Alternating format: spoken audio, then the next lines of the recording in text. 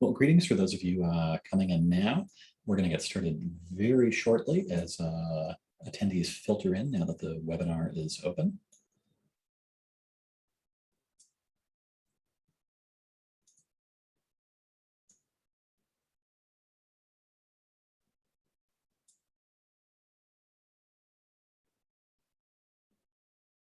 Okay, and we are at time, so I am going to go ahead and get us started.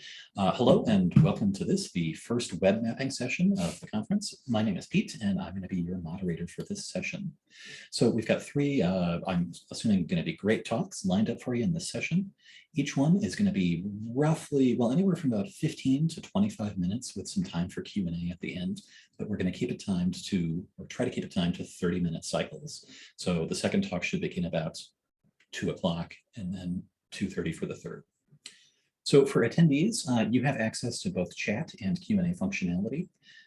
If you have questions for the presenter, please be sure to place those in the Q&A box and not the chat. Excuse me. So to get us started with our first talk this afternoon, we're going to hear Reimagined Floodplain Elevations, a web developer perspective from Kitty Hurley, Senior GIS Developer, and Jessica Schuler, GIS Data Steward and Developer, both with Minnesota IT Services at the Department of Natural Resources. And please take it away. Hello, welcome to Reimagined Floodplain Elevations, a web developer perspective, presented by Kitty Hurley and Jessica Schuler. Hi, my name is Kitty Hurley, and I am a Senior GIS Developer and Team Lead at Minnesota IT Services, partnering with the Department of Natural Resources. I have over a decade of expertise in GIS, ranging from administration, analysis, and development. I specialize in web accessibility, UI, UX, web frameworks, and front-end web development.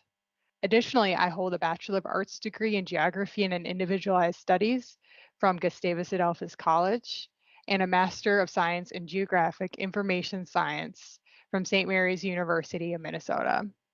In my free time, I enjoy visiting Minnesota state parks, playing hockey, hiking, paddleboarding, and canoeing. Hello, I am Jessica Schuler, and I am a GIS Data Steward and Application Developer with Minnesota IT Services, partnering with the Department of Natural Resources. I work with the Parks and Trails Division to manage technical spatial data, such as state park trail and road data. I develop custom web mapping applications using a variety of technologies and data resources for both internal and external users to interact with division or agency data. I hold a Master of Science in Geographic Information Science from St. Mary's University of Minnesota. Outside of work, I serve as a board member for Eagle Bluff Environmental Learning Center. I enjoy camping, hunting, adult recreational hockey, and gardening. In early 2021, we were sent a project request to fulfill 14 enhancements to an existing project, totaling in 367 hours, including adding additional map layers with a transparency slider, printed reports, analysis tools, and much more. Essentially, everything and the kitchen sink was asked of us. With our list of enhancements in hand, we started off in mid-April and had to complete the project work before the end of our organization's fiscal year end, or July 1st. We had 50 working days to complete the enhancements. Well, actually, due to our previously scheduled time off and holidays, we were down to 38 days, or 304 hours. Now, remember that list of enhancements and the estimated time that Jessica mentioned? The list of tasks were estimated at 367 hours, so we had less available hours than the estimates provided. So now Jessica will dive into how our leadership team, project team, and how we approached the project to set ourselves up for success. As Kitty mentioned, we had limited time available to us, so it was imperative that we looked for new methods to successfully execute the project on time. Our leadership team, project team, and we decided to work together leveraging pair programming. Pair programming is an agile software development technique in which two developers work together.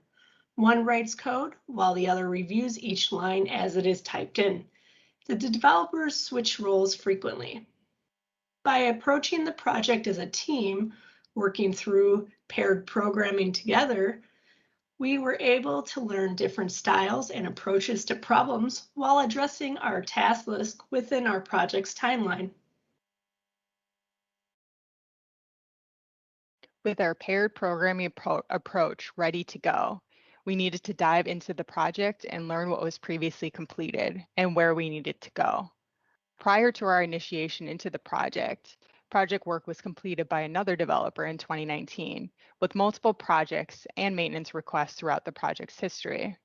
While the project had a lengthy history, there was a lack of documentation, so we had to read in between the lines to get at the most pertinent information, such as where data and content was stored, what code was being executed and where, and what was deployed on our server stack.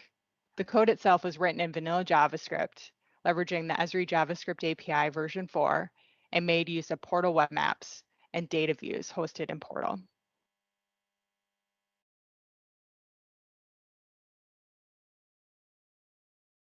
With the project's history in mind, we had a few questions, such as how can we gather insights on this project to manage the existing code, maintain existing bugs, expand on the work that has been done,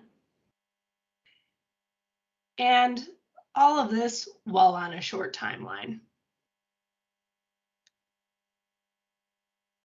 With the questions that Jessica outlined, we came on an opportunity as the developers of the project. We could not just identify the existing bugs, as you see us doing here in this photo, or troubleshoot through the code base, but instead work collaboratively to rewrite the application using a modern web development framework, in our case, Angular.js. Importing over the existing functionality with the Esri JavaScript API version 4, we could further understand and troubleshoot any existing questions from our customers, while also addressing the new functionality that they were seeking. So how can we put it all together? On previous project, we'd receive emails with multiple Microsoft Excel and Word documents attached to the message. As developers, it was hard to discern what it is we had to do. And with a short timeline and two of us to sort through the information, we knew we needed to adapt and leverage new strategies.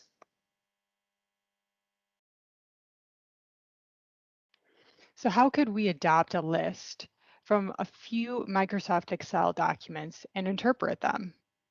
First, we broke up our task list of 14 items. Then we assigned each of the tasks to one or two members of our project team at most to be assigned the task and lead the task through its effort. With this in mind, we were able to keep our task list low, with 3 to 5 tasks assigned across our team. We were also able, in consultation with the project team, able to identify optional tasks that we would likely be unable to tackle in this project cycle due to our short timeline and resources that were available to us.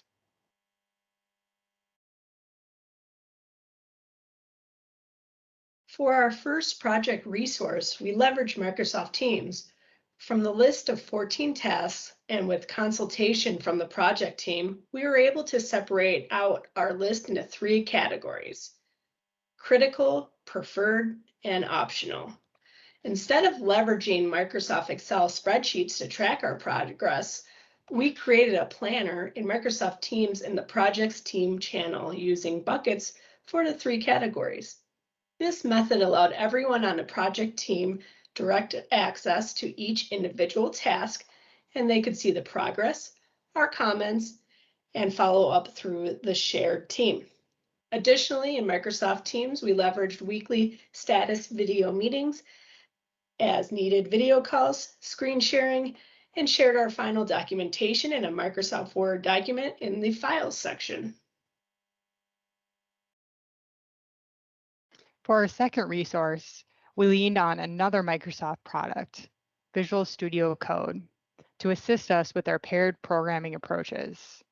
Through Visual Studio Code, we leveraged branching for features and tasks, merge requests and conflicts through Visual Studio Code's great interface to identify and fix any conflicts from our feature branches into the main branch. A linter, so we had consistent coding standards between ourselves, consistent code comments, and continuous contributions to the project's README Markdown file. For our third and final resource, we leveraged our organizational GitLab account.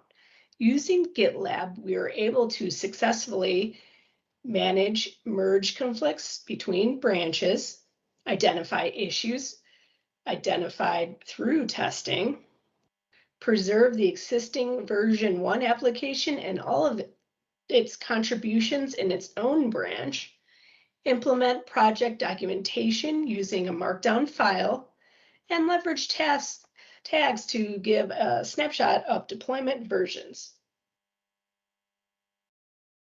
With our resources set up, let's get back to that rewrite. We knew we had our infrastructure in ArcGIS for Portal with Portal web maps and services hosted on Portal. So we continued to build on the existing infrastructure by adding additional layers into the web maps and editing the pop-ups using Arcade. Also, remember when we mentioned we were going to transition from vanilla JavaScript to a more modern web development framework with Angular? We needed to port over the existing application's content to fit the Angular web framework, while also tackling our new list of enhancements. In the transition from vanilla JavaScript to Angular, we were able to make incredibly large strides to the interface in the usability and accessibility enhancements and overall speed and performance improvements. Earlier, we also mentioned the lack of documentation on the project. So we kept that in mind while designing to ensure we documented the project for the next developer or developers. Next, Jessica will show us what the application looked like prior to our work and what that looks like today. In version 1 of the application, we had one layer displaying lakes in the map. We didn't have many analysis tools available to us. Our list of enhancements asked us to add these in. For logged in users, the two tables were presented in the bottom of the application, which takes away from some valuable screen real estate. Table records were also edited in a separate pop-up window. After completion, version 2 of the application now contains many data layers. Usability improvements, including widget highlighting on selected widgets, depicted with a green background on the widget icon. Logged in users will now notice the tables stacked top and bottom in the right-hand side of the application, giving more room for the map and interaction. Individual table records are edited inline if the user has permissions to view and edit the data. New table records are added via a separate pop-up window. Existing table records that are sought for deleting prompt users before deleting the records.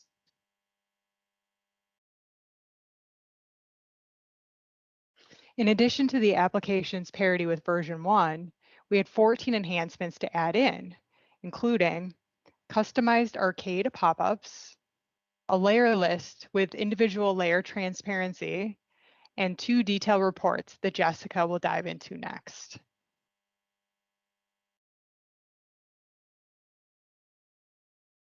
As Kitty mentioned, we delivered 2 new custom printed reports in the application, including a map report and a basin report.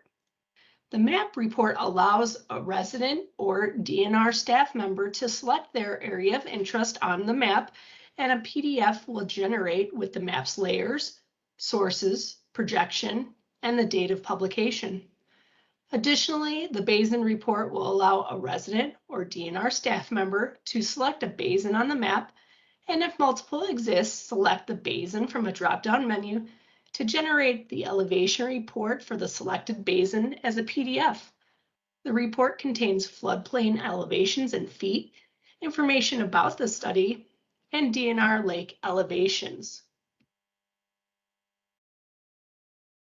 Earlier, we mentioned we were being diligent to document our process throughout the design of the application, and we ensured we documented the key takeaways from the project, which included the repo setup, the project history, code history, future project recommendations, project infrastructure, key relationships, and data dependencies. Most importantly, we found the project infrastructure and key relationships for this project to have the most bearing for future developers and the project team. The project infrastructure includes ArcGIS for portal web maps, portal hosted services, and print services. Instead of having developers comb through the code, the project team can now leverage the README markdown file to get at the information. Additionally, we had key data relationships that are the foundation of the application for the basins, studies table, and elevations table. We documented the key relationships in a table format to provide visual feedback to the project team today and in the future project requests.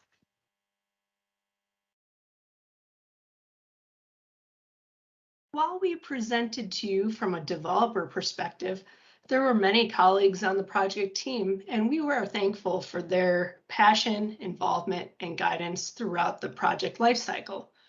In particular, we wanted to thank Andrea Bergman and Zeb Thomas for their expertise in the project, and our other stakeholders for support in taking new strategies and approaches and to make the project feasible. Thank you for attending our presentation this afternoon. Have a good day.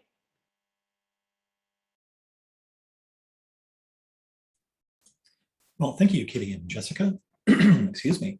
So we're going to move into the Q&A session. First, maybe a virtual round of applause, and then we will get into Q&A. A reminder to please place any questions and answers in the Q&A section. Also, as this was a pre-recorded talk, Kitty and Jessica provided the link to it, which is now in the chat. So go back, watch it at your leisure. Excuse me. I think I'm going to need to watch it again. I missed a couple of things there, but great talk. Thank you. So as we're waiting for some more Q&A to come in, I will throw out a question going back to the pair programming. So if I caught it correctly, it wasn't literal pair programming where one of you was over the other's shoulder. It was entirely done using VS Code remotely? Yes, we are currently working remotely. So that was collaboration via the interweb. And this is Kitty. Just to add to what Jessica said, that was one of the main reasons we were using Microsoft Teams. So we could do video sessions between each other and share screens, share code. And you can even like share what's on your screen for somebody to be able to go through. So we did that approach throughout the project as well, where we were running into roadblocks, or even if we were having success and why we had success, so then the other person could learn. But then also being more collaborative in that way.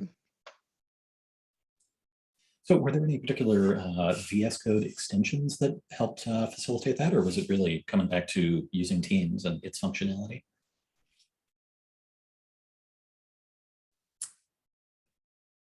Yeah, this is Kitty. I don't know if we had any particular extensions. I can't think of any, but yeah, it's mostly just kind of leveraging what Git kind of has on the back end and using that within our Visual Studio Code, so we can go back and forth. But it was mostly, I think, the Git tools. Jessica, if you can think of any others that we used. I can't think of any specific Visual Studio Code extensions we use for pair programming. Yeah, it was mostly with GitLab and the Microsoft Planner. Great, thank you. We have a question from Mike Dolbau. Does the business get read level access to the GitLab instance so they can see the markdown, commit history, etc.? So this is Kitty. Not everybody on the project team has access to Git. So knowing that, what we ended up doing is getting a Word document together that included some of that information from the README markdown file and putting that in there and putting that in the Microsoft team that we were leveraging. So then they had that available to them. And then there is one person, the business analyst, who is in MNIT DNR, and she has access to that. So it was kind of our link between the team, because not everyone's going to know how to use Git when you're talking about like the business at the DNR, because they're going to be management and maybe not familiar with like developer tools. So we wanted to give different options. And Jessica, I don't know if you have anything to add on that. I don't have anything for that. Yeah. Oh, we have another one from Mike. Was this your first use of Microsoft Planner? And if so, did you like it? Pros, cons, etc. This was my first time using it on a project. Kitty actually implemented it with Andrea Bergman. And from my perspective, I thought it was great. I knew exactly what I needed to work on and what others were working on. I don't see any cons to it, to be honest. Maybe Kitty, you could talk more, maybe setup, I don't know. Yeah, this is Kitty, and I've used it in previous projects, but this was the most successful, definitely. And I think just getting everybody on the project team on the same page is like what can be done with Microsoft Teams, what the limitations are, which there are some pretty big limitations in my opinion, just because if you create a task in Planner, only that person who creates that task will get emails if anything were to change in that task. Whereas if that is assigned to you and somebody else assigned it to you, you will receive no notification whatsoever. So if somebody else were to put a comment in there, then the person who might be assigned the task would not necessarily get a message. So that is a huge limitation because you would assume that that wouldn't be the case. But hopefully in time, Microsoft Teams will start having more features available to it. But otherwise, yeah, like as Jessica mentioned, it was a great tool for us. Yeah, to Kitty's point there, I kind of got into a rhythm of just checking the tasks a few times a day just to make sure something hadn't changed, because it didn't notify me if something had.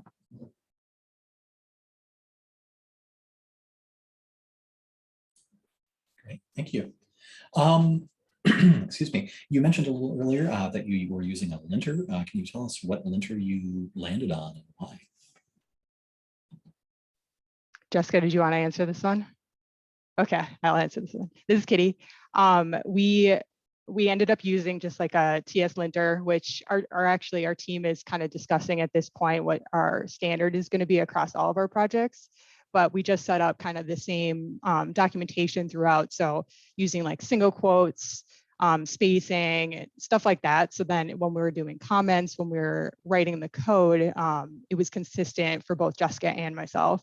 So when we're looking at the other person's work and reviewing it, we had kind of the same kind of styling throughout.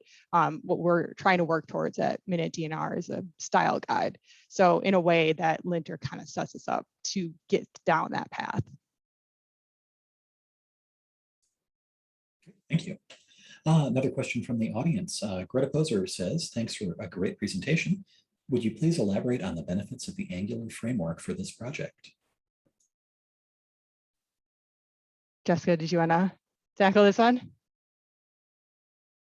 Okay, this is Kitty. Feel free to jump in, Jessica.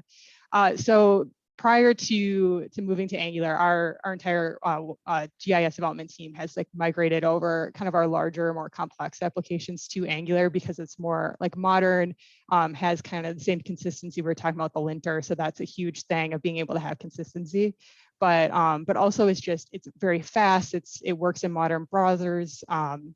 It's just better from like a very sophisticated developer standard to move in that direction. And we noticed huge improvements in doing that with performance, like speed, working for people with like lower bandwidth, but also from like a maintenance perspective as well. So then it keeps all of our developers on the same page. It's kind of the same kind of tooling throughout all of our applications. So if another developer were to come in and have to like relearn all this stuff, hopefully they would be able to just take it away as we've left it without even having the prior knowledge of the project. So that was the other part of the documentation of coupling that with the project. So then if there's any holes there, that hopefully that documentation helps them succeed.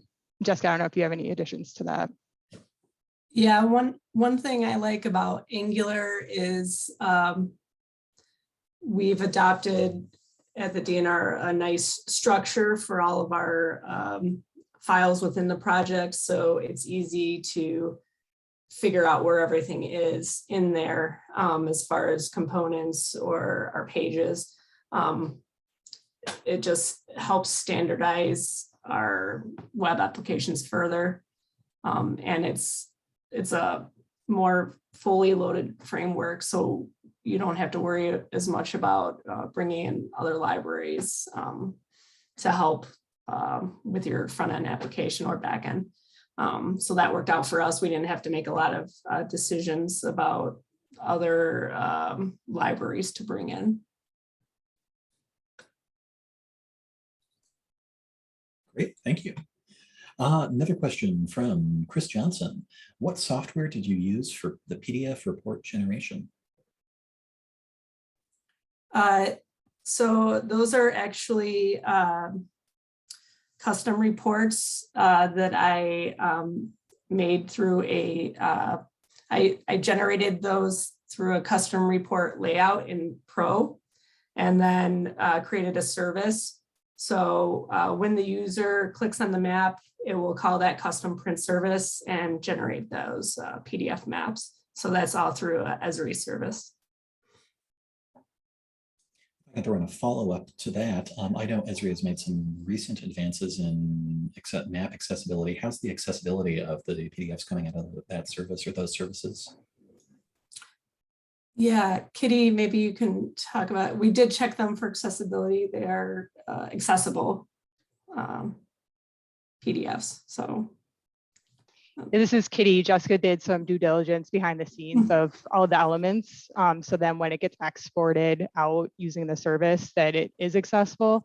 We're not like 100% sure how accessible that is, but we do know that there is some accessibility behind it. And then the application that we show today as well is, from what we understand, pretty accessible. There are some like drawbacks to some of the widgets that we're using, but otherwise it's a pretty accessible application as well. Yeah, actually in Pro, for certain elements within that custom print layout, there are boxes marked for accessibility. So you can put in messages like to explain the map or things like that. So, and that's built right into Pro to help you with that accessibility. Great, thank you. And in the back channel, there's an expression of didn't even know that was possible. I assume that's regarding the custom reports and publishing those as services. So that's good to hear. We are temporarily out of questions. We've got about 2 minutes before the next talk. So if anybody wants to throw one in the next 20 seconds, we may still be able to get to you.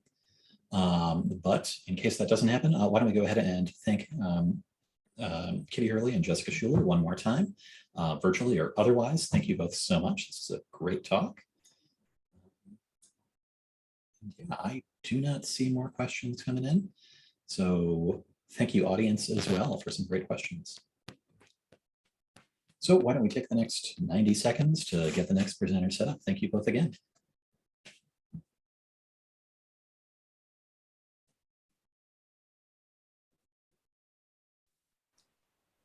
And Mike, I'll introduce you when we actually hit 2 on the nose, but if you want to start your screen share now, just so we have all those ducks in a row. Yeah, I can do a quick, I guess, video here too, just for a second, and then switch over to screen share, or however. Yeah, whatever works best. So I'll just switch, you know what, I'll just switch to the video. There we go. Share. Wow, that is, make sure I'm doing the right one here. Is that looking good? I see your slides with no notes or anything else. Okay, perfect. Great. We'll get going in about 30 seconds. Oh, you know what? I just realized when I go to open the link, I need to stop my share. It's going to, I did it for the PowerPoint. I should share to the screen. 1 minute. Okay.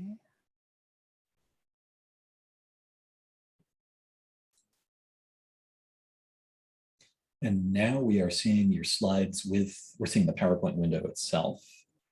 Does it look good now? And now we see the presenter view.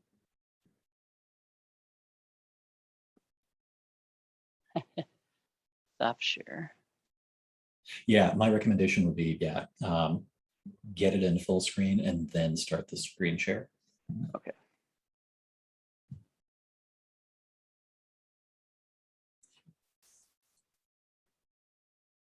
I'm just trying to figure out which screen it is. Hopefully there is a number indicating the screen, I think in the upper left when you do that. Oh, no. Okay, now we see your slides with no notes or anything else. So Okay, it's if all you're set, I'm reversed. going to go ahead and I will go ahead and introduce you. So thank you everybody again for attending the session. We're about to start our second talk now. Sorry, scrolling through my notes. The Minnesota Rail Viewer application, or MnRail, presented by Mike Robinson, Research GIS and Data Analyst with the Minnesota Department of Transportation. And take it away, Mike. Thank you for the introduction, Peter. So I work at MnDOT in the Office of Freight and Commercial Vehicle Operations, and I have a more dedicated role within OFCVO in the Rail Safety and Coordination Unit, of which this MnRail application has been developed. Before I get into the MnRail application demo, I want to briefly provide some contextual information about why it was developed, how it was developed, and what it contains. And then at the end of the presentation, I'll provide some time for Q&A. Let's see if we can advance the slide here. Okay, so within the Rail Safety and Coordination Unit, we are responsible for ensuring safety of the traveling public at highway rail grade crossings. To put that into context, based on a 10-year average, we have approximately 36 crashes per year, 11 injuries, and 5 fatalities. This information gets reported by the operating railroad and submitted to the federal database, which then gets ingested into a database that populates an Esri dashboard, which is its own presentation. Additionally, we have over 4,000 accurate public crossings statewide in 83 counties, over 500 cities, and with over 800 road authorities, which we partner with on crossing improvement projects. So the question is, how do we maintain safety at these crossing locations? The solution is quality data and data-driven decision makings.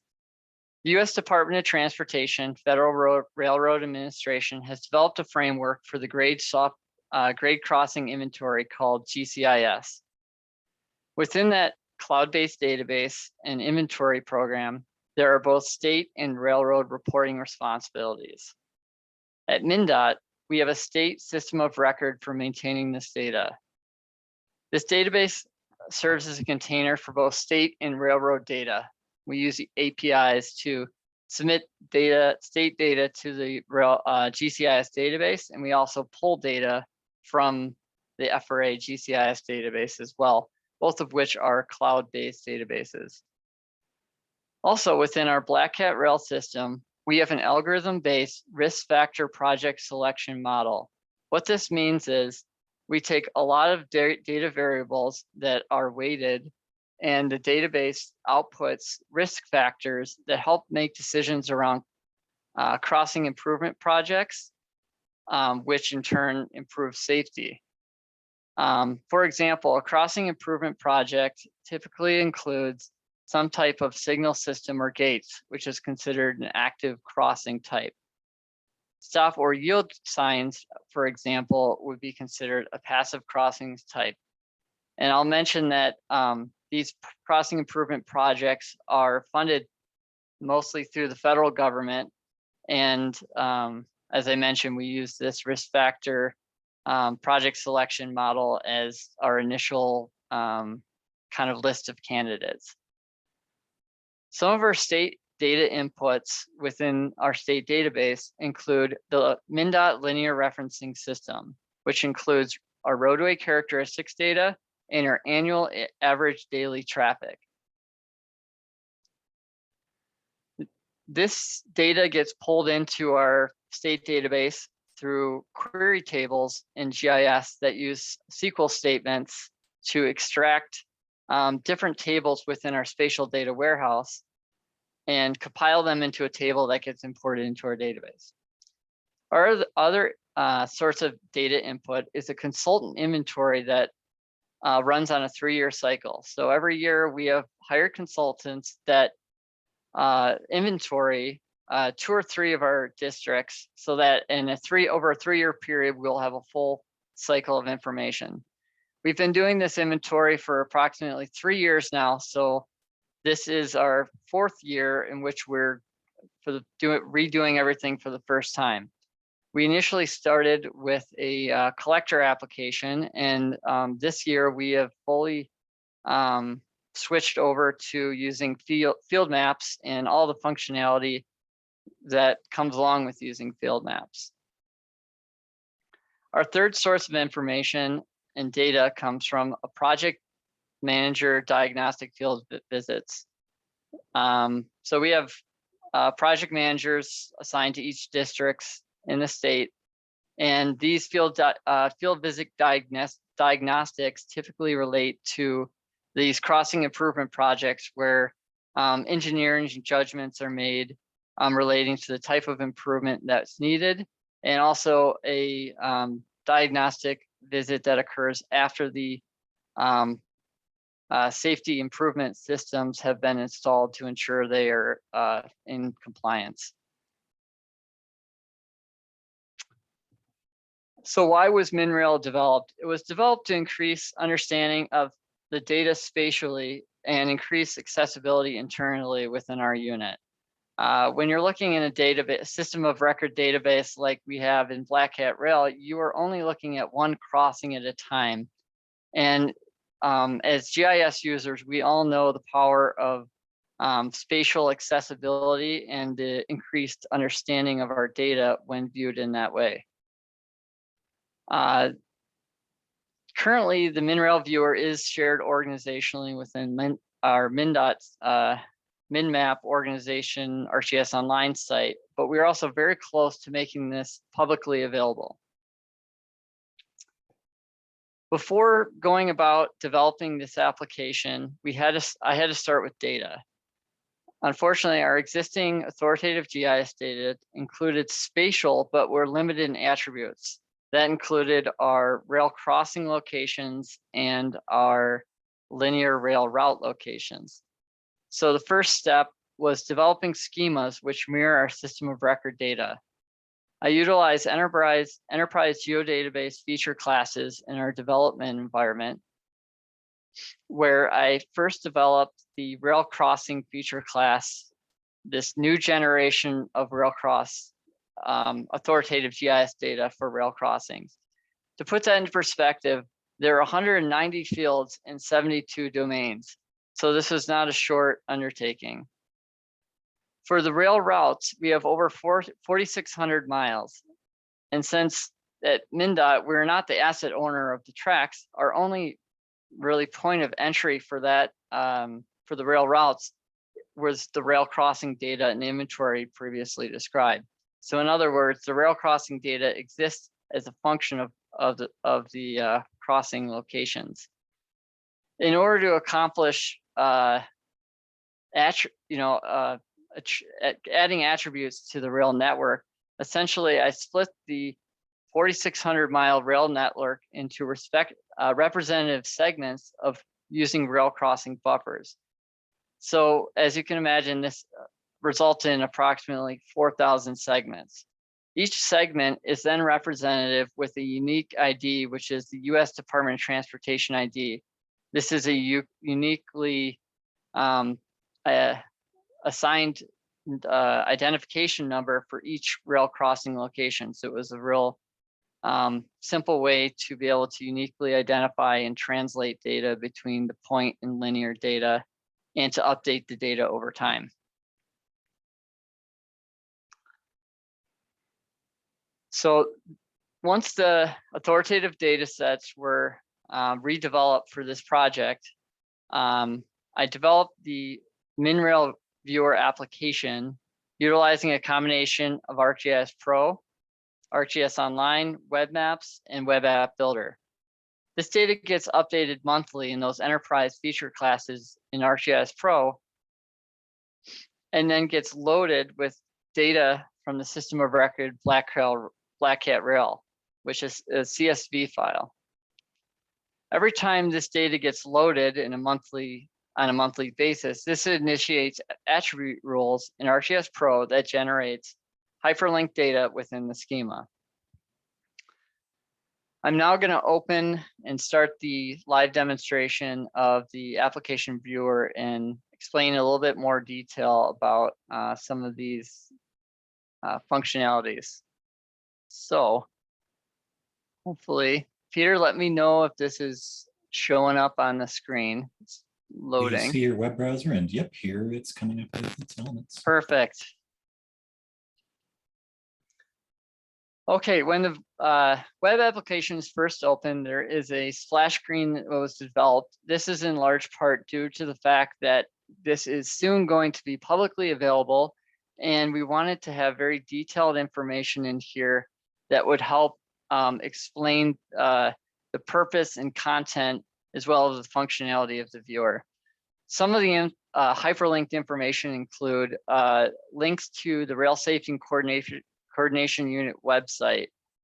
This, when you open, brings us to our Rail Safety and Education site, which actually includes the raw project selection, risk factor model data that you can open in Excel here, and the short list of projects that have been identified for potential programming for fiscal year 2025. Some of the other information here contains information about the rail crossing locations, which are scale dependent, which become viewable upon zooming into the metropolitan scale. This was done intentionally as not to obscure the rail network when looking at more of a state scale. Pop-ups are configured for both the rail crossing locations and the rail route information.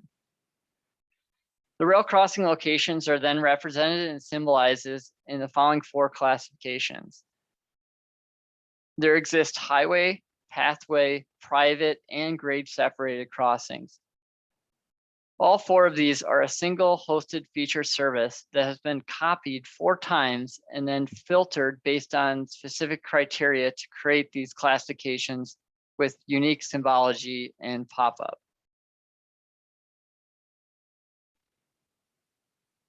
Some of the filters include, for highway, for example, is filtered by @grade public highway crossing, which I will go into further when I get into the pop-up demonstration.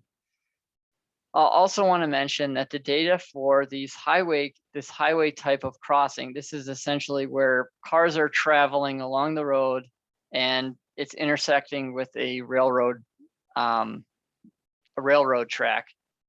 Which as a result creates safety concerns, which is why this is the primary crossing type that MnDOT is responsible for.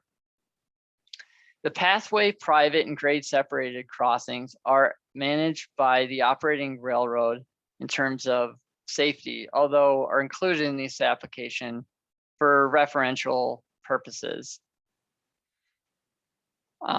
I'll note that each of these crossing types are hyperlinked to the item descriptions in ArcGIS Online. In the case of the rail crossing locations, these are all the same description because they are the same hosted feature service.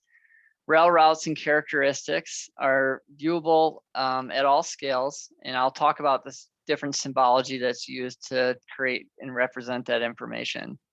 The North American rail lines are hosted Esri US federal data set that were pulled from the ArcGIS Online Living Atlas and is owned and maintained by the US Bureau of Transportation Statistics.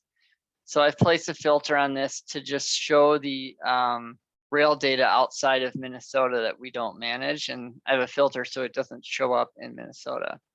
Street names is a MnDOT REST service, REST web service that's hosted on the MnDOT ArcGIS server that is published from the MnDOT spatial data warehouse. So this is essentially live information referencing our system of record for the linear referencing system. Exiting out of the splash screen, the first thing that you view in this application is the rail network. The rail network is being represented in a couple different ways. The first representation is a hosted vector tile. This is what allows for the track representation of the rail network. The second type of representation is a hosted feature service, which is uniquely classified based on the primary operating railroad. BNSF Railway Company, Canadian National Railway Company, Canadian Pacific Railway Company, and Union Pacific Railway Company are the 4 major Class 1 railroads in Minnesota. The remaining regional and short line railroads are grouped together here with one symbology, shown in black, although because of the pop-ups, this information can be explored further through that functionality. The other type of symbology for this hosted feature service is the width-based attribute expression. This width-based attribute expression utilizes total trains per day. So the width symbolization of the symbology is a function of how many trains are operating on that track per day.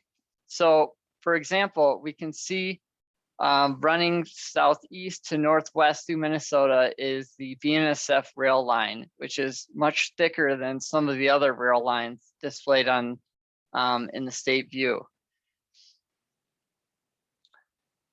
I should also mention that this is the route that the Amtrak Empire Builder runs through. So upon selecting this rail route network, you'll notice a very small segment of the track has been selected, which again is representing that rail crossing location, and the information was loaded in using Field Calculator.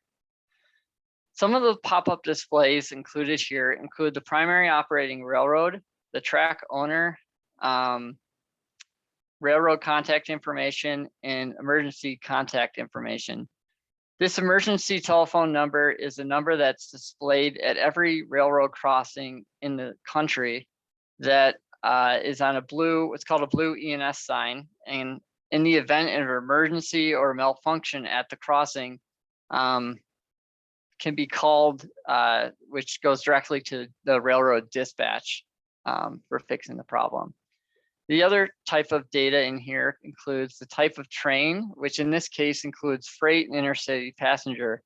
You can see in this next field the other operators, railroads operate at your track. The answer is yes, and in this case, Amtrak Railroad. Now here's where the total train information gets populated. This data gets submitted by the railroad company to the federal GCIS database that then gets ingested into our state system of record database and ingested into this feature service. So in this case, this train movements have been last reported by the railroad in 2019. The maximal times table speed is 75 miles per hour and the total trains are 34. The total trains field is a state field that is calculated based on a series of other metrics related to train volume. In this case, total trains through day, 6 a.m. to 6 p.m. is 17, and then another 17 running through nighttime.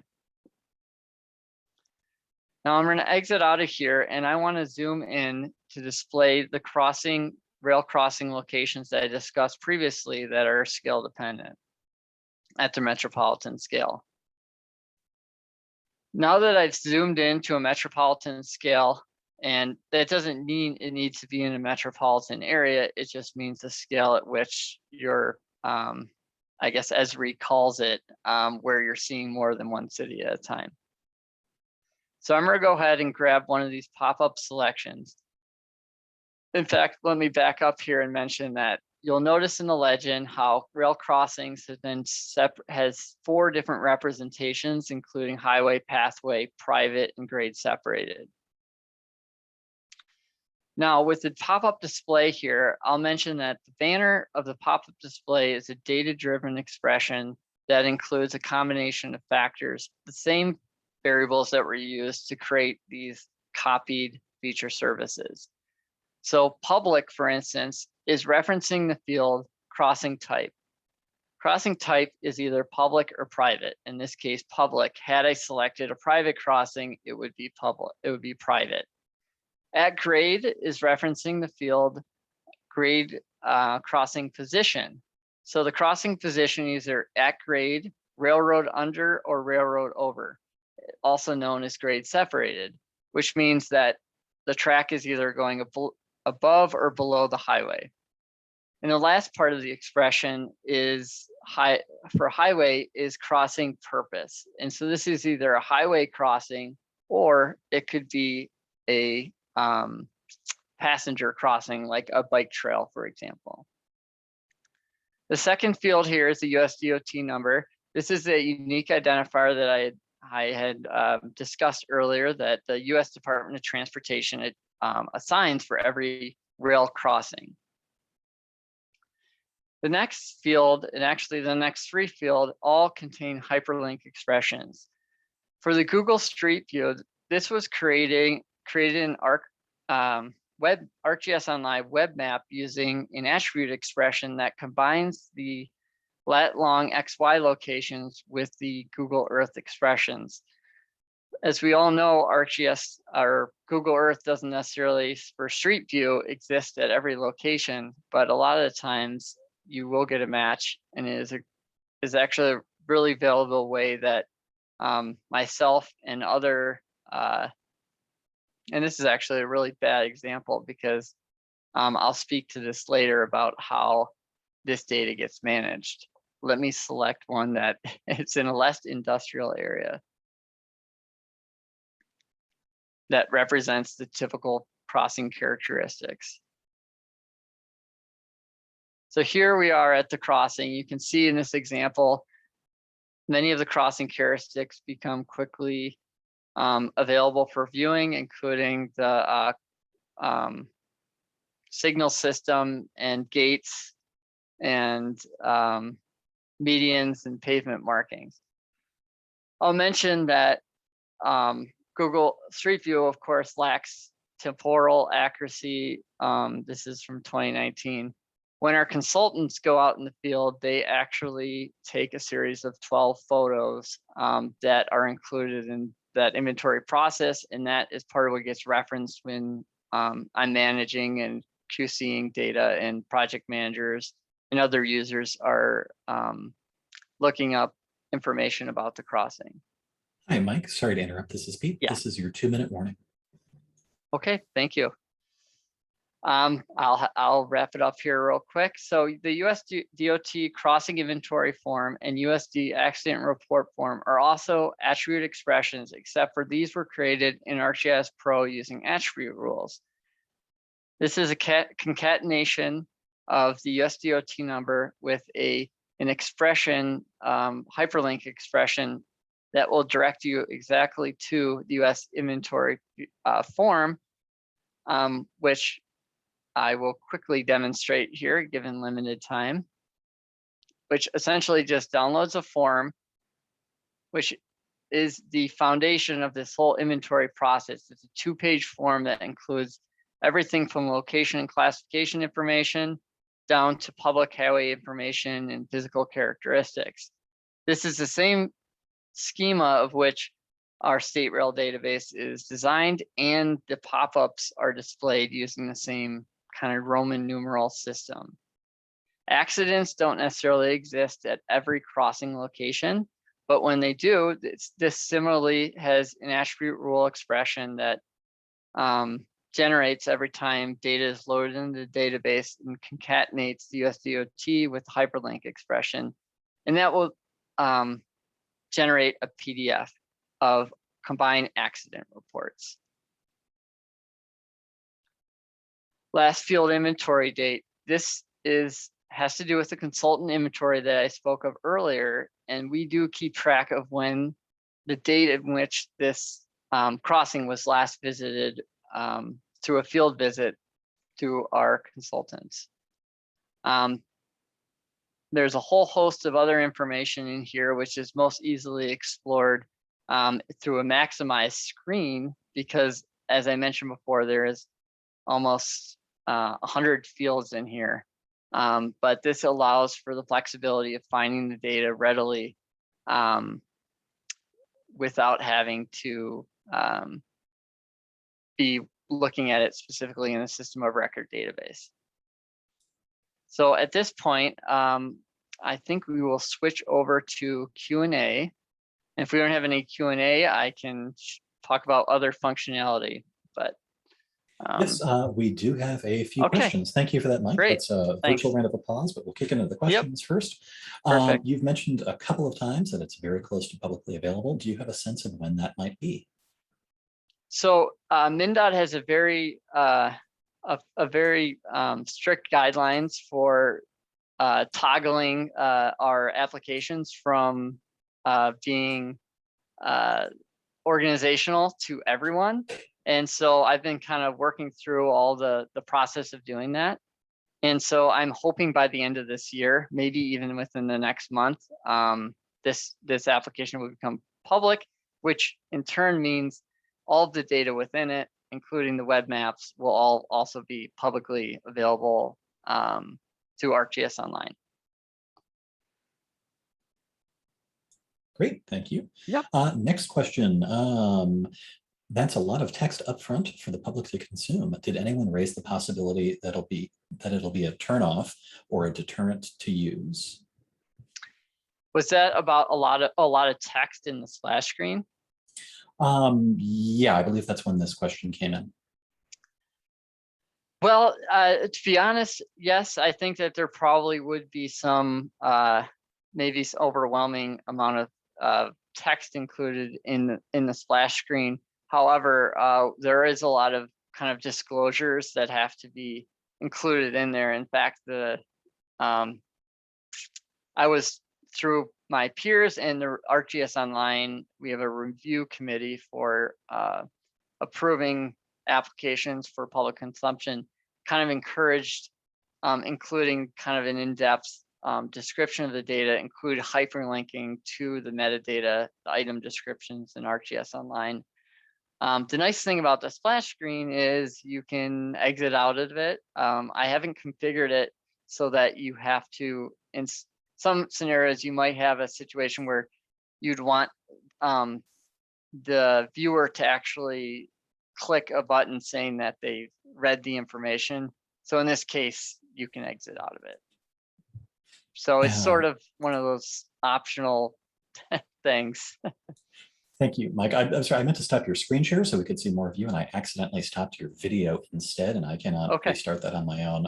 Sure. If you want to restart that, yep, feel free to I will. Go ahead. There Sorry we go. about that. Thank you. This way, I'm actually facing the camera and not sideways. I noticed when I was presenting, I was looking at a different monitor. We've got another question here from Nancy Rader. Will this replace the rail lines data set currently on the Commons? Yep. So I had talked about how this new schema has been developed in the enterprise geodatabase environment and in our dev environment. So part of this development for the application is also making it so that we can push these new schemas through dev, test, and then into production. So to your question, Nancy, then once the data becomes available in production, it can get pushed into the GeoCommons in other places. Great, thank you, Mike. We are out of time and need to move on to the next presenters. Thank you so much. A virtual round of applause again. Thank you, Mike. Thank you. And can you stop your screen share, please? Yep. Thank you. 1 second as I pull my notes. And then Christy and Chris, if you want to start sharing, I'll introduce you in about 10 seconds.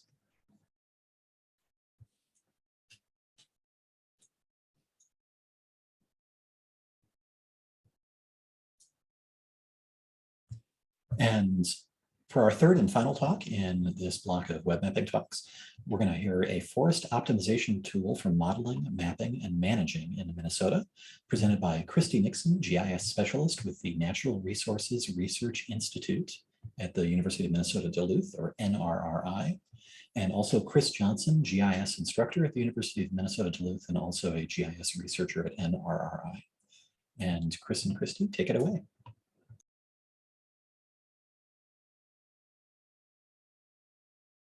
All right, just making sure it's sharing my presentation. Yes, we can see your presentation and the address bar. It looks good. All right.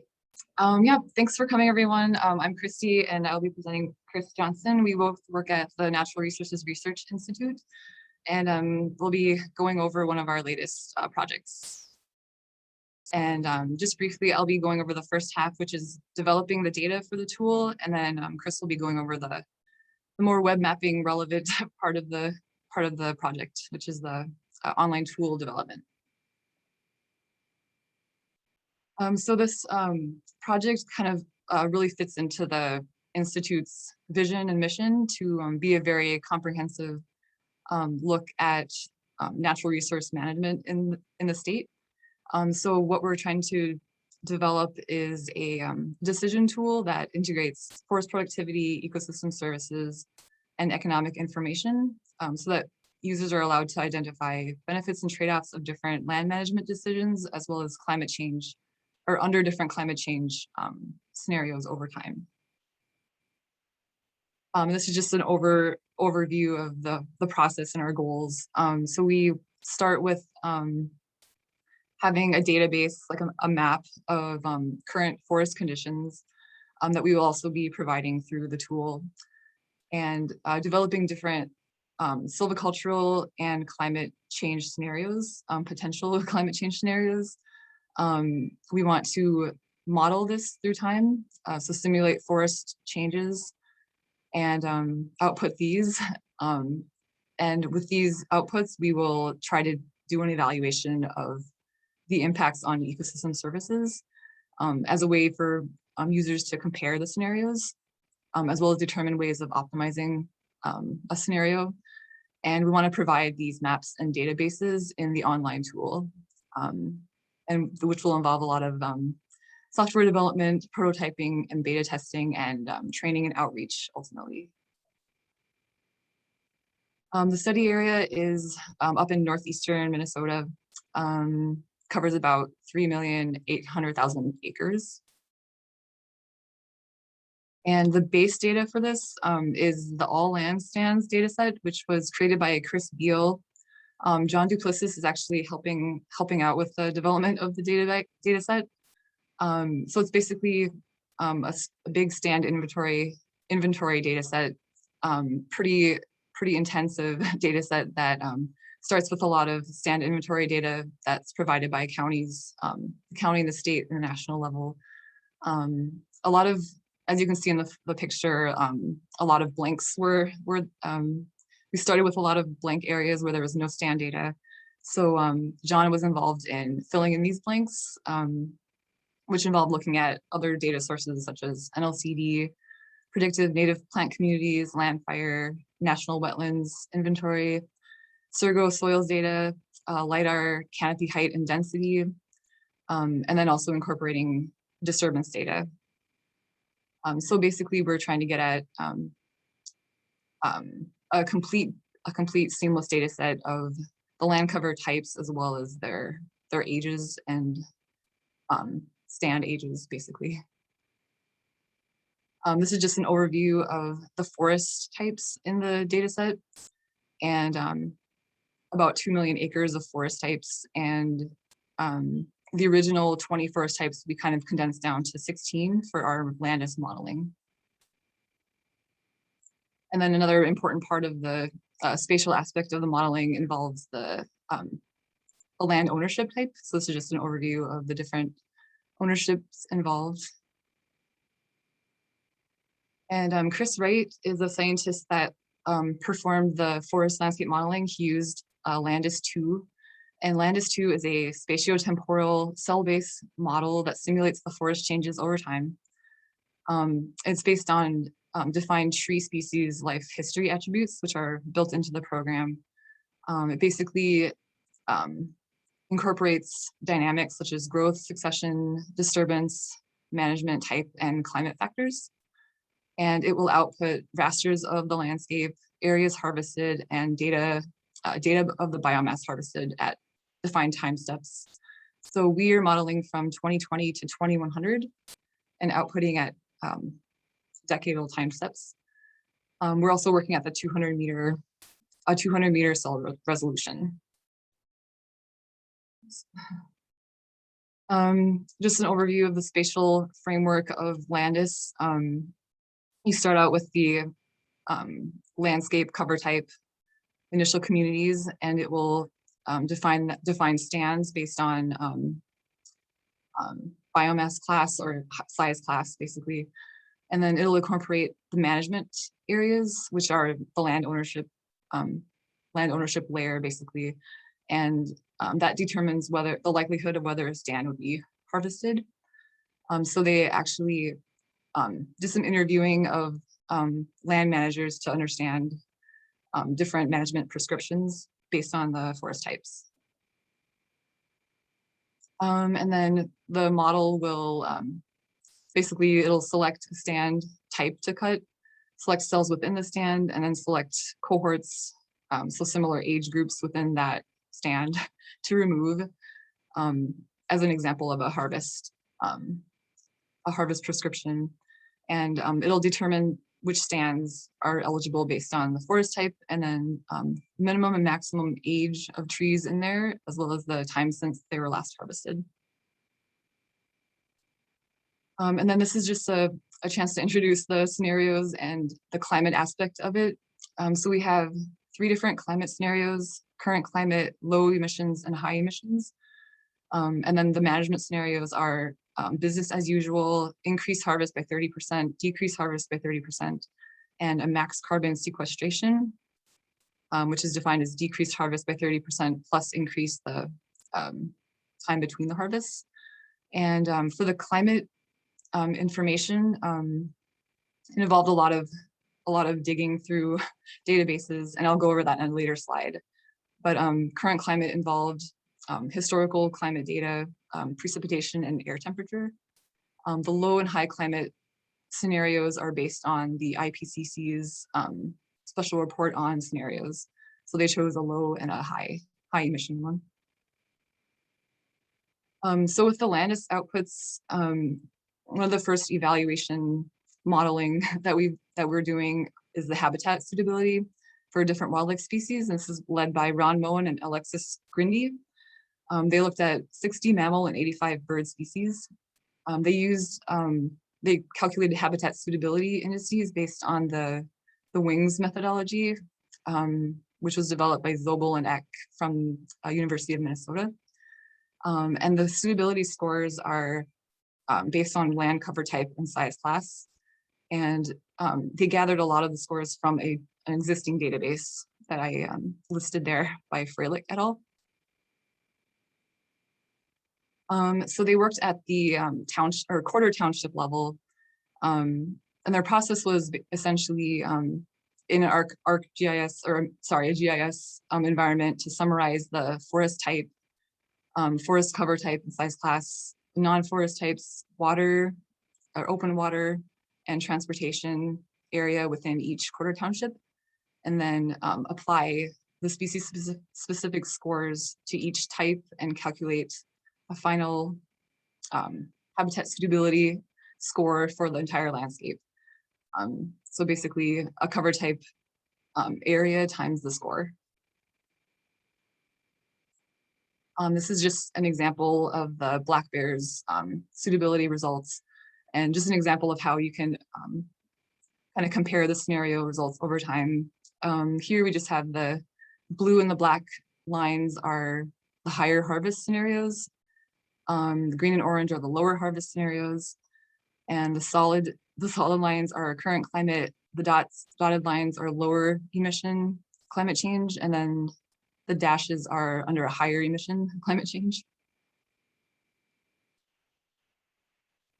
Moving on to the water quality modeling. This is led by Bill Herb and May Kai. They used the hydrologic simulation program Fortran, which was developed by the EPA. And they actually used the WinHSPF modeler. I think they used the plugin within the basins program, both developed by the EPA. And basically it's a very comprehensive water modeling hydrologic modeler that incorporates many different data sets. And I believe the data sets come with the tool download. So it really facilitates a simple and comprehensive way to model water. And we actually defined our study area based on the basins. So the Huck 12s or the Huck 8s, I believe, that defines the watersheds that we can model. And the MPCA with respect already, or they with funding provided or developed HSPF models that anyone can download to use, kind of like base level models, which are available online. And that's what we have 3 different models within our study area. So some of the parameters, which are basically, they come with the HSPF models that you can download. Their canopy interception, evapotranspiration, and they actually did a sensitivity analysis to check what values would work against real life data in the Marcel experimental forest. There's snow shading parameter set by the MPCA, adjusted for our biomass classes. And then there's channel erosion and loading rates from harvested lands. And there's also phosphorus and nitrogen, atmospheric deposition, and point source inputs. And these were all defined by the MPCA models. Then we have the climate inputs of temperature, precip, wind speed, solar radiation, and humidity. And again, they had to do a lot of digging for this kind of data. And I just listed 3 of their data sources, which is shared with the Landis model too. A lot of these are based on the global climate models, which were developed for the IPCC reports. So the water model workflow overall is to modify the current HSPF models to include our forest classes and set the model parameters for each class. They would input the Landis model outputs, as well as the climate inputs, and run each model over the 10 years. And they'll extract the outputs and summarize. This is just an example of one of the outputs.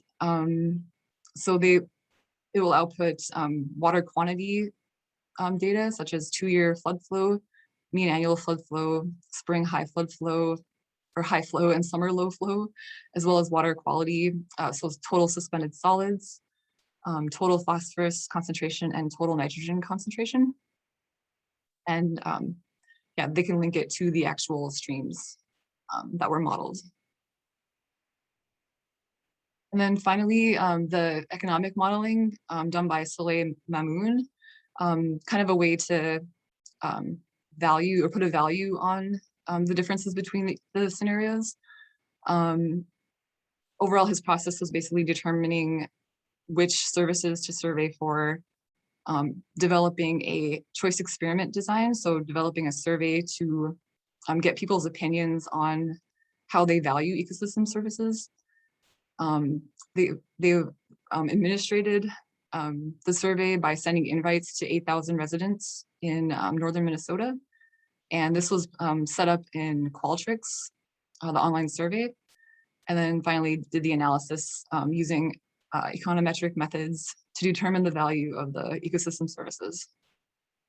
So this is a very subjective survey. So we're trying to get at the value of timber, carbon sequestration, water quality, game species habitat quality, and non-game species habitat quality, and basically assigning how much additional utility people would be willing to pay to reach these levels of these ecosystem services. This is just a screenshot of a Qualtrics sample choice question. So basically, they present the current management scenario along with three alternatives, and people would choose what they prefer. And over many different repetitions and random different combinations, they collected this data, and they ultimately determined the values based on the people's willingness to pay using multinomial logistic regression performed in R. And with those values, they could calculate the scenario's overall value compared to the baseline scenario. So this is just showing at the bottom is the current climate and static harvest scenario. So that's the baseline, no change, and versus all the different climate and harvest scenario combinations, which this is just a small subset of them here. So all of the changes in ecosystem services are based on the actual modeler's outputs, and based on the value, the US dollar value that they calculated, they were able to figure out the value of that scenario over time at year 100. And I think it could be interpreted as how much people would lose per month to in that certain scenario. So with all that data, I'm going to hand it off to Chris, and he's going to explain how we're going to use all this data.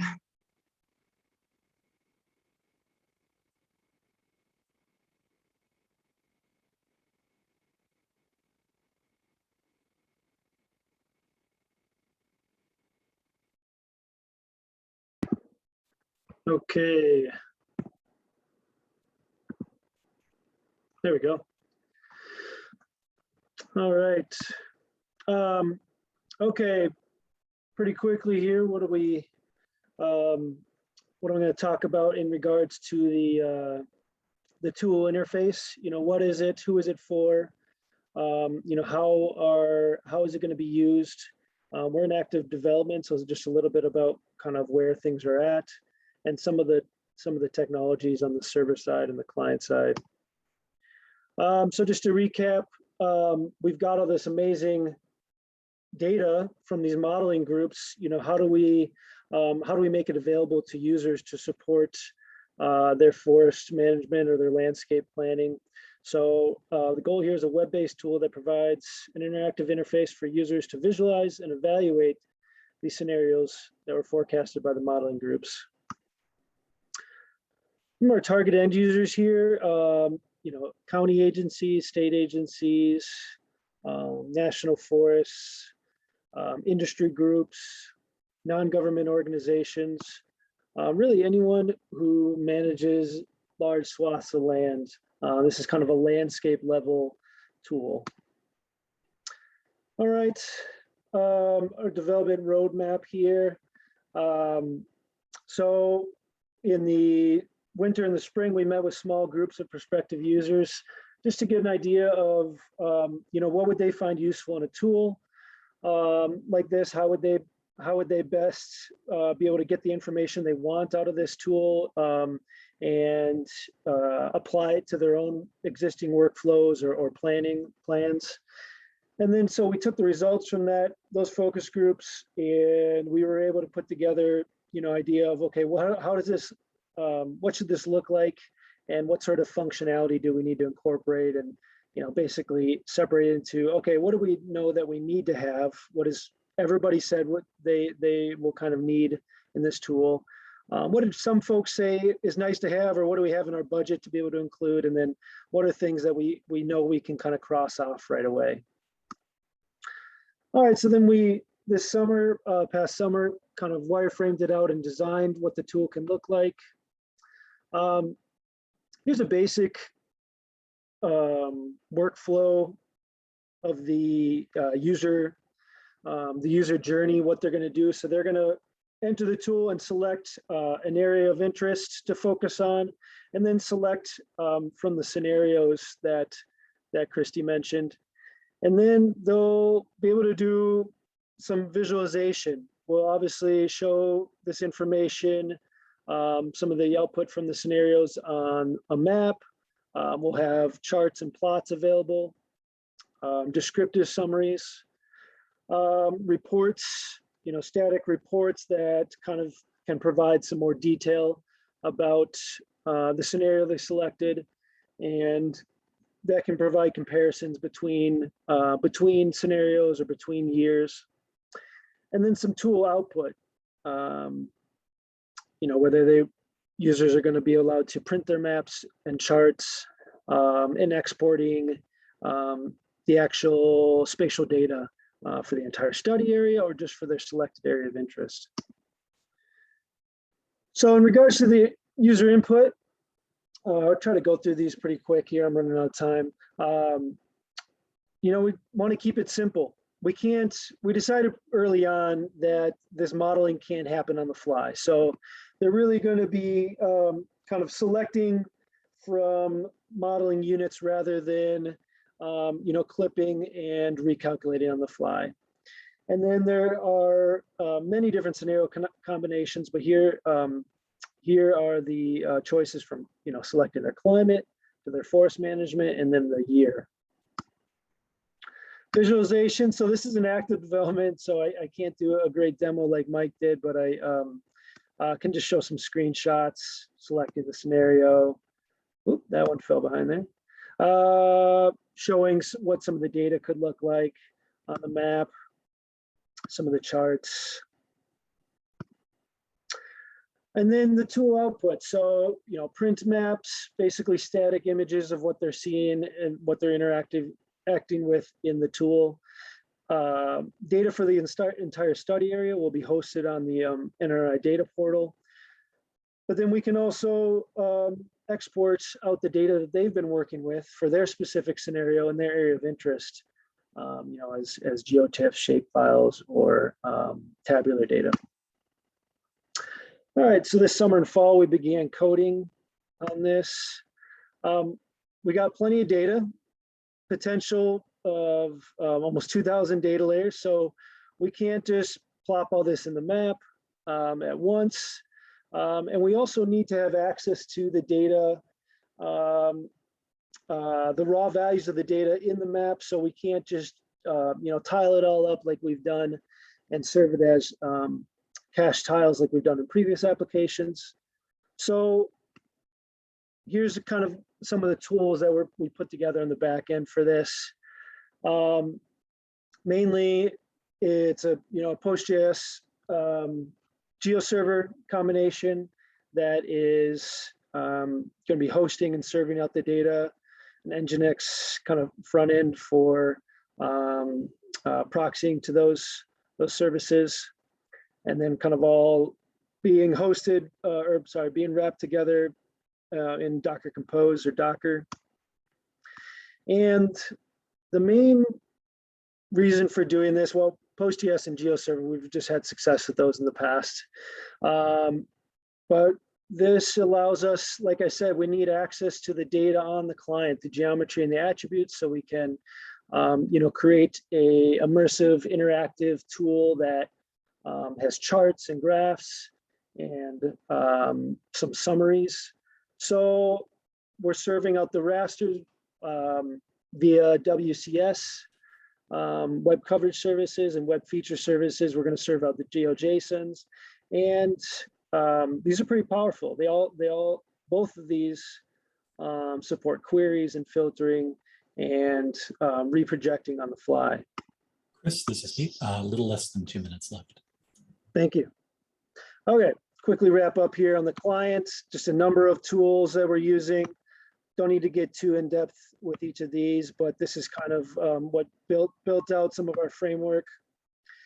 I just want to give a shout out to GeoTIFF.js. I have hadn't been in web development for another number of years, and somewhere along the way, you can now do raster analysis in the browser. So I've been kind of blown away with this GeoTIFF.js and how you can just send a GeoTIFF WCS from GeoServer, parse it as an array buffer and load it as a grid layer in Leaflet. It's pretty incredible.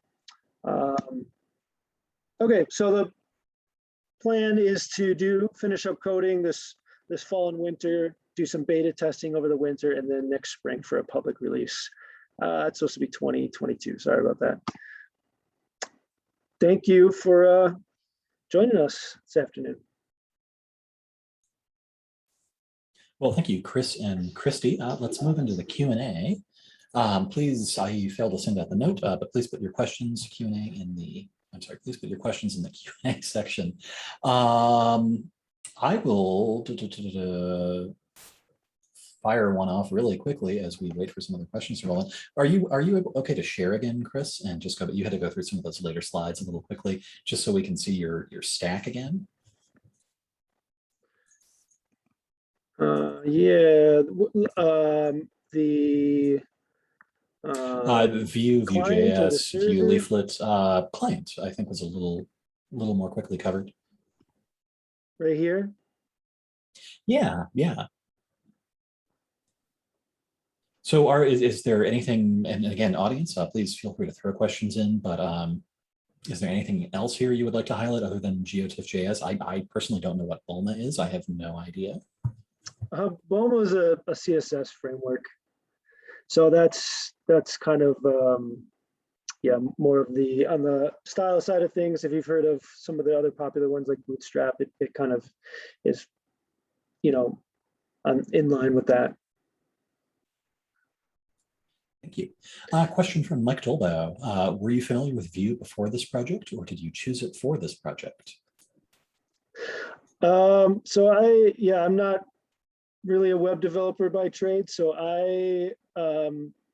when I was doing web development previously, it was frameworks were not as crucial and as accessible. So I just looked into Vue, and it was the first one I looked into. And this is maybe too honest of an answer, but I just, this looks workable, so let's go for it. And it's worked out okay for the most part, honestly. I think I have Vue Leaflet on here, and in terms of free tools, free open source tools, you kind of have to roll with the development roadmap of those various tools. And so it's been a little bit rough transitioning versions between all these pieces, but it's actually Vue and Leaflet, which we're using for the web mapping, have cooperated fairly well for the most part. So I'd say overall, I would use it again. Great, thank you. So I know you're still in active development, but another question. So you brought in some users initially, focus groups. Do you have plans to integrate any usability testing or iterative design with user feedback during this development process? Yeah, I mean, our beta testing is coming up here in the winter, and I would love to incorporate those pieces. Kind of like Kitty and Jessica were mentioning, our timeline has gotten a little bit of crunched, and some things out of our hands, and so we'll see how much of that we can do. But this is geared for a pretty targeted set of users, so we should be able to pull that off. Identify users for testing and get some feedback. I'm optimistic about it, at least.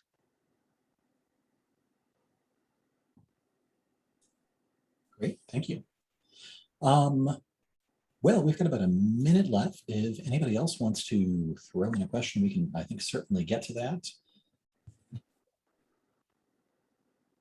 And as I hope another one rolls in, how about we'll give a virtual round of applause to Christy and Chris. Thank you both for this wonderful talk. Just looking over at the list here.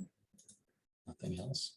Well, I, for one, selfishly would really like to see your slides at some point. So, because we are making some of those same choices on our Vue versus Angular versus React. And so very interesting to see all of that from the processing side and the R through where you are now. So thank you both again. Seeing no more questions, I'm going to go ahead and end this in just a moment. A couple quick notes on the conference. I'll put some things in chat. So 4 o'clock today, the virtual Mappy Hour, the link's on the conference access page. That's in your chat now. And tomorrow, we've got the 9 a.m. update and some exhibit hall time, and then concurrent sessions. The last block of those begins at 10 a.m. tomorrow. So thank you all again for the great presentations, Kitty, Jessica, Mike, Christy, and Chris, and to the attendees as well for some good questions, and have a great afternoon. Thank you.